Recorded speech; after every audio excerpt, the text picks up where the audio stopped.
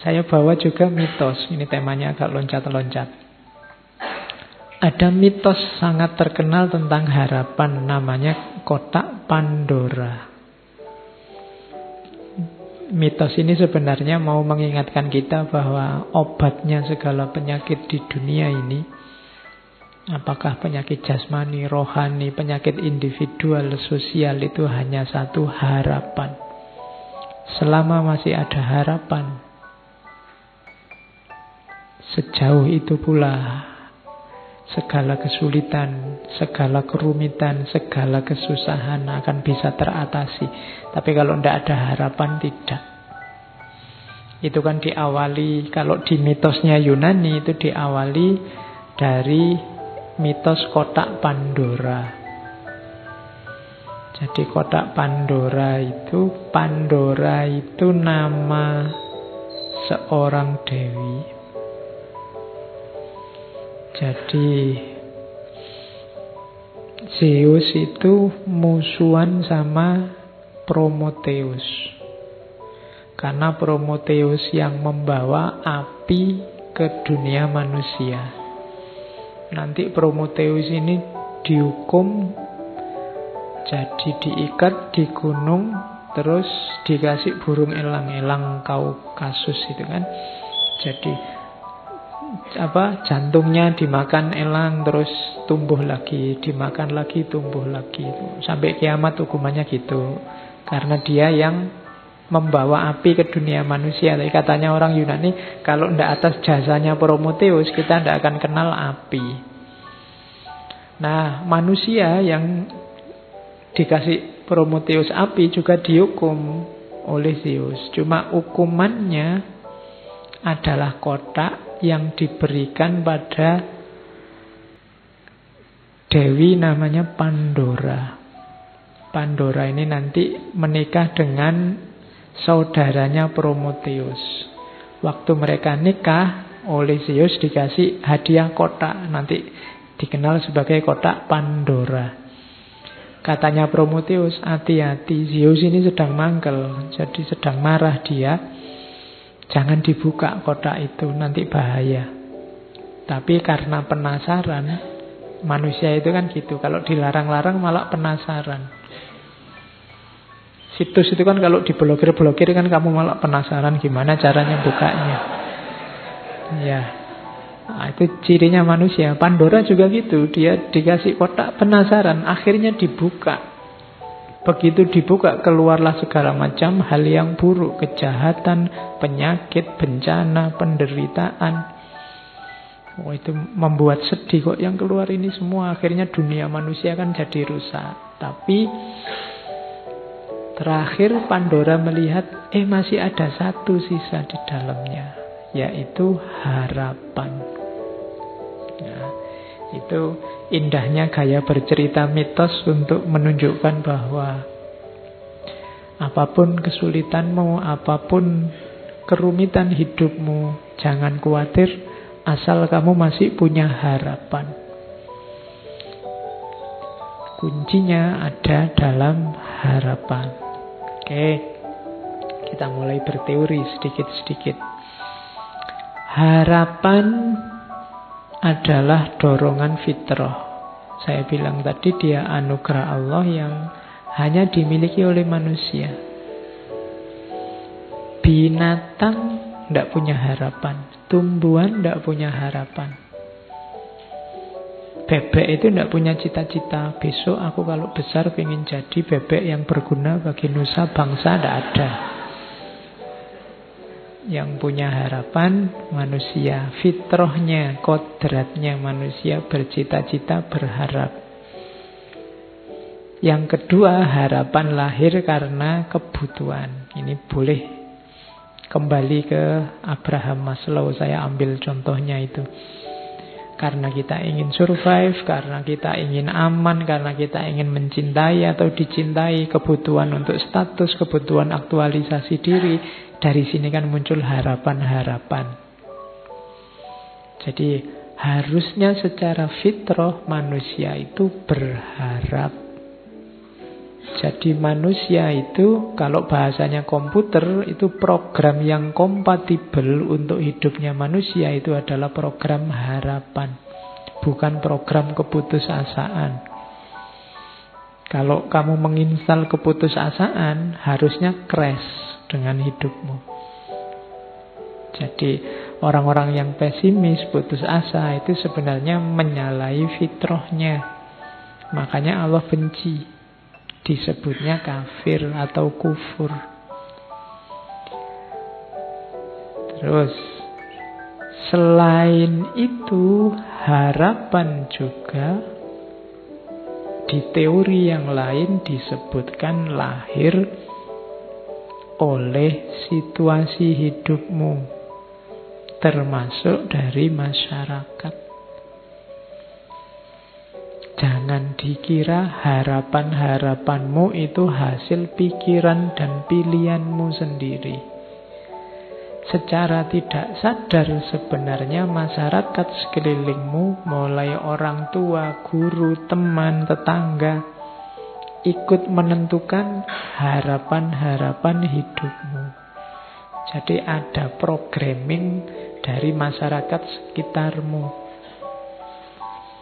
Maka jangan gaya, jangan merasa bahwa saya ini bebas loh Pak, cita-citaku, keputusanku sendiri, enggak. Di situ ada ilustrasinya, biasanya anaknya pedagang itu ya mentalnya dagang dan cepet. Kalau disuruh berharap untuk dagang, anaknya guru juga begitu, anaknya pemikir juga begitu biasanya. Jadi cita-cita, harapan itu mix antara fitrah individu, kebutuhan masing-masing orang, plus programming dari masyarakatnya. Jadi teori ini mau bilang bahwa setiap orang harus sadar sebenarnya kebebasan mutlak untuk manusia itu tidak ada. Kamu yang merasa bebas sebenarnya tidak bebas juga. Masyarakatmu pasti mempengaruhi ekspektasi dan harapanmu, bukan keinginanmu sendiri. Ketidaksadaran ini nanti sering membuat orang jadi patah hati, stres, depresi, konflik. Jadi harapan itu darimu, dipengaruhi oleh masyarakat, didorong oleh kebutuhan. Terus apa mainnya harapan, pentingnya harapan dalam hidup kita? Ya, kalau ini sebenarnya tidak perlu dijelaskan, kalian sudah tahu. Ini menegaskan arah dan orientasi hidup, meningkatkan kemampuan menghadapi kesulitan. Itu ada saya kutipkan sebuah quotes dari Biksu Thich Nhat Hanh, dari ini Biksu Zen Buddhisme dari Vietnam. Dia punya torekot, kalau bahasa Islamnya ya, dia punya order of interbeing. Jadi kita kan selama ini interreligius, interrelasi, dia punya order of interbeing. Jadi tidak cuma sesama manusia, sesama makhluk, tapi saling berhubungan dengan segala yang ada. Katanya Thich Nhat Hanh, hope is important. Harapan itu penting sebab dia akan membuat momen saat ini tidak terlalu sulit untuk ditanggung. Kalau kita percaya bahwa besok lebih baik, kita akan bisa menanggung beratnya hidup hari ini. Itu enaknya punya harapan. Jangan putus harapan dengan situasimu, dengan kondisimu, kondisi negaramu, kondisi agamamu. Ketika kamu tidak putus harapan, seberat apapun yang kamu tanggung hari ini, rasanya akan ringan. Kenapa? tenang aja, besok enak kalau harapan kita terpenuhi. Kalau tidak terpenuhi, berharap lagi. Selama kamu masih punya harapan, masih enak. Hidupmu kiamat kalau kamu sudah tidak punya harapan. Jadi, tanggunglah kesulitan hari ini dengan harapan. Jadi solusinya gampang. Kamu tidak punya uang, nggak apa-apa, sumpek sekarang. Bayangkan besok ini puasanya, besok kamu kaya raya. Itu kan kamu lebih enteng nanggungnya sekarang. Kamu jomblo sekarang tidak apa-apa, bayangkan besok dapat yang terbaik, Nah, itu kan kamu jadi enteng. Pakai teori yang orang bilang biasanya kalau pacari gonta-ganti dapatnya yang jelek. Aku kan tidak punya pacar, mesti intuke sing apik misalnya. Jadi berharap tidak membuatmu jatuh. Tidak ada yang bisa mengalahkanmu selama kamu masih punya harapan. Kok kamu kuliahmu tidak lulus-lulus? Tidak apa-apa, saya masih berharap tidak ter-DO.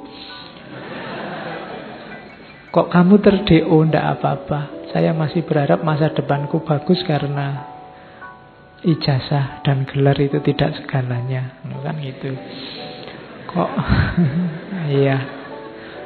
Kok kamu susah di karirmu karena tidak punya ijazah, tidak apa-apa. Karir itu kan cuma satu aspek dalam hidup, masih banyak aspek yang lain. Loh kan itu enak. Selama kamu masih punya harapan, masih punya jangkauan ke depan yang kamu impikan, kan tidak masalah. Kamu mau kerja apa? Ijazah tidak punya, keterampilan tidak punya, ya gampang nyari istri yang kaya aja misalnya. Masih ada harapan. Oke, terus jadi perannya kunci harapan itu. Itu yang terakhir ada quotes dari Henry Nouwen. Henry Nouwen itu pastor Katolik dari Belanda. All great spiritual leaders in history were people of hope. Semua tokoh pemimpin spiritual dalam sejarah adalah figur-figur penuh harapan. Tidak ada tokoh spiritual yang putus asa. Ibrahim, Abraham, Moses, Musa, nabi-nabi tidak ada yang putus asa. Ruth itu neneknya, kalau itu sebenarnya tokoh dari Bible. Tokoh perempuan, neneknya Nabi Daud. Yang nanti ada silsilah juga sama Yesus. Maria, Yesus, Rumi, Gandhi, Dorothy Day, semuanya menjanjikan. Orang-orang yang penuh harapan. Live with a promise in their heart. Mereka meyakini suksesnya di masa depan, janji-janji di masa depan. Itulah yang membimbing mereka menuju masa depan. Jadi masa depan itu penting, maka hidupkanlah dengan harapan.